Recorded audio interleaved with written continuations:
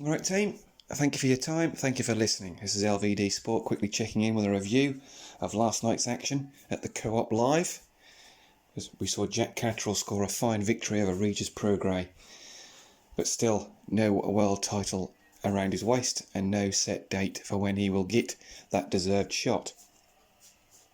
I thought the undercard, all that did was highlight just how thin Eddie's stable, not so much how thin his stable is, how, what should we say, haphazard slapdash his matchmaking is at the moment.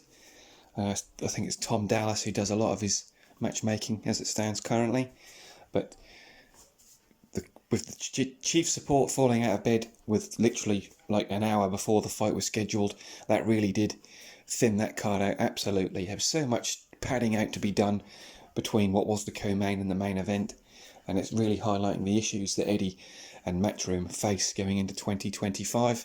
And if Anthony Joshua was to take another loss, another heavy loss, that really would bear his stable down to the bare bones.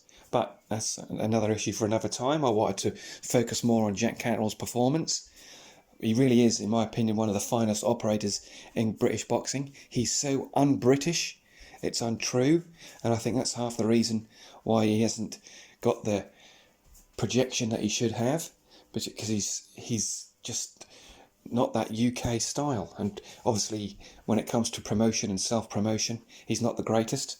Though in last night's post-event press conference, I thought you could see that Jack was definitely trying his utmost to become a bit more of a promotable athlete. I think his next fight will be very key. Fingers crossed it will be against the winner of Liam Paro and Richardson Hitchens, which takes place in December. I would like to see Hitchens win that, so we can see Jack Catterall versus Richardson Hitchens. On paper, I think that's a fascinating fight, interesting.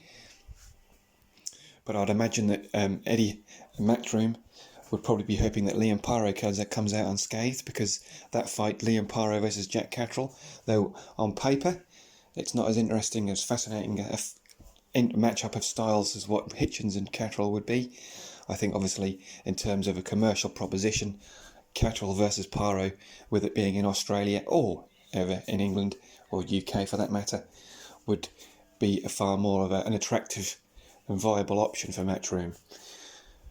But more onto the performance of Jack. He really is, obviously, it wasn't so much last night because he was facing a fellow southpaw, but he's a mirror image of his opponent when he's facing an orthodox fighter. He gives absolutely nothing away, which I think is half the reason why his fights tend to go the distance.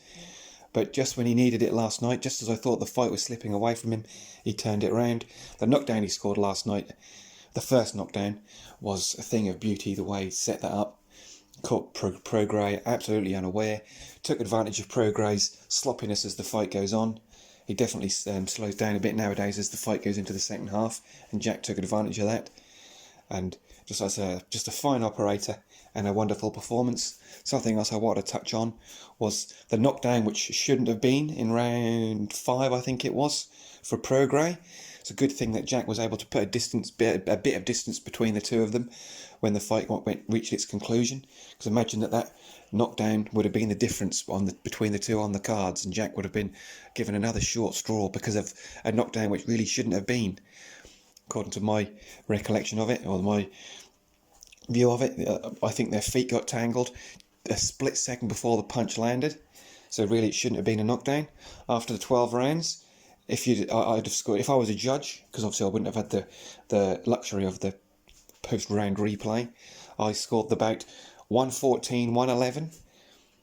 So I scored it 7-5 to Catterall, but when you take the points off for the knockdowns, it's 114-111.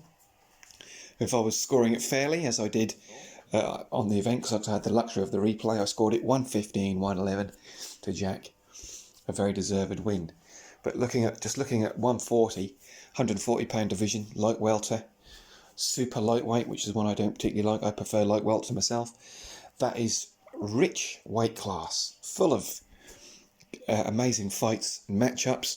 Al Bernstein recently on his Ring Magazine column recently did a column. It was all about the 140 pound division and just how you could mix and match so many of the names, and it's true. And it's now with with that victory on for Jack Catterall, that's opened the division up a little bit more. But as I said, I've got 20 names listed of just incredible depth when you can compare that to the 147 pound welterweight division, which has always been a glamour division for the past 30-40 years.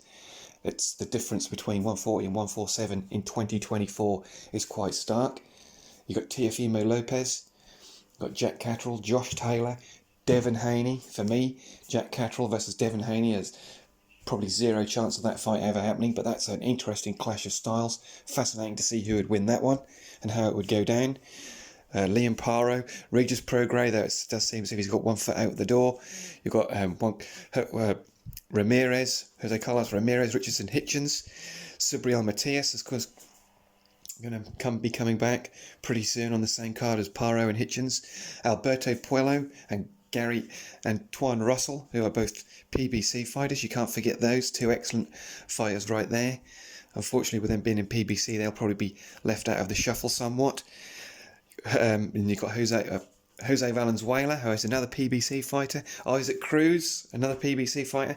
There's just 4 fighters there, which will probably stay in-house between Puello, Russell, Matias, and between Puello, Russell, Valenzuela, and Cruz. Keep that in-house with a combination of fights there.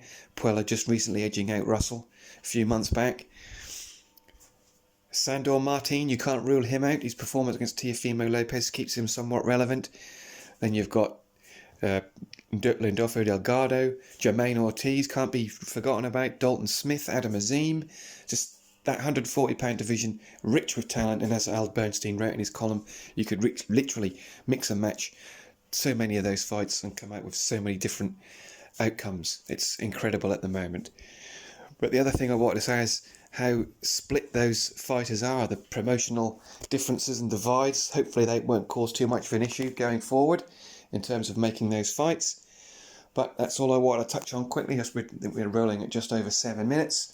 Let me know what you think, how you thought the fight went down, how did you score it, what did you think of the whole show? I thought, in actual fact, the Boxer show from the week before was a hell of a lot better than this one in terms of an event from start to finish. As saying something when a Boxer event can outstrip yours for entertainment value and quality. And subscribe, keep abreast of what we're doing here on LVD Sport. Hit that notification bell also to update you on all new content. And that's all for me. I'll be back during the week with something. Might sure I'm working on something involving the Lonsdale belt. Not just necessarily for broadcast, just for my own personal muse. And all I want to say is thank you if you've been listening this far. And until next time, keep your gloves up, your chin down. This is LVD Sport out for the count.